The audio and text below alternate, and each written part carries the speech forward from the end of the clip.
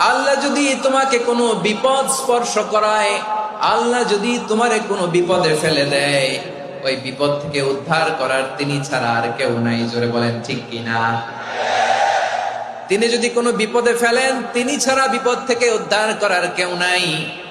আর তিনি যদি তোমার প্রতি কোনো অনুগ্রহ করতে চান, ওই অনুগ্রহ ঠেকিয়ে দেওয়ার ক্ষমতাও কারো নাই।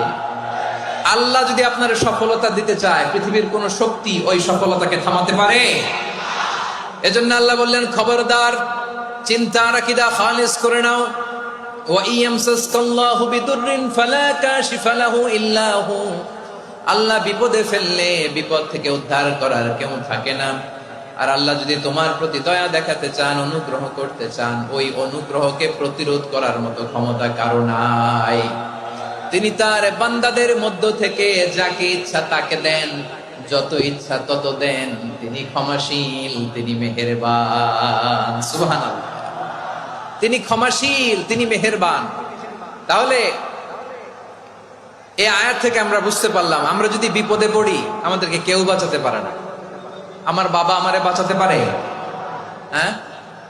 আমার মা আমাকে বাঁচাতে পারে? আমার বন্ধু আমারে বাঁচাতে পারে? আমার দলের কর্মী আমাকে বাঁচাতে পারে?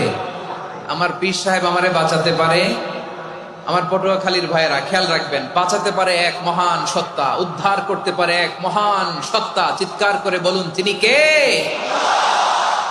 আবার আল্লাহ বললেন, আম্মাই ইউজিবুল মুত্তাররা ইযা দাআহু ওয়া ইয়াকশিফুস সুআ ওয়া ইয়াজআলুকুম খুলাফাআল আরদ আইলাহুম মা'আল্লাহ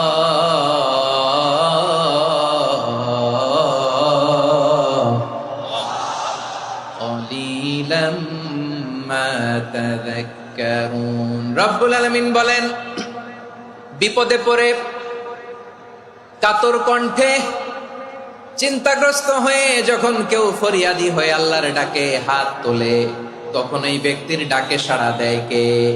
বিপন্ন অবস্থায় আপনি যখন কেঁদে কেঁদে হাত তুলে আপনার দুঃখের কথা জানান, আপনি যখন ডাকেন তারে, তখন আপনার ডাকে সাড়া দেয় কে?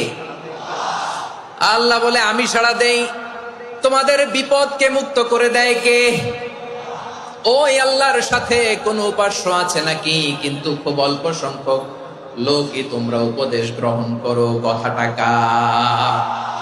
তাহলে বিপন্ন মানবতা যখন কাঁদে, মানুষ যখন বিপদে পড়ে নিরুপায় হয়ে ফরিয়াদ করে, তার ডাক শোনার কেউ নাই একজন ছাড়া। চিল্লায় বলেন তো, তিনি কে?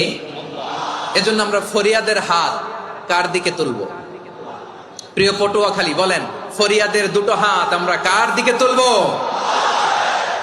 এবং খেয়াল রাখতে হবে, মাথার সাথে সেট করে নিতে হবে, আল্লাহ ছাড়া আমাকে উদ্ধার করার কেউ নাই।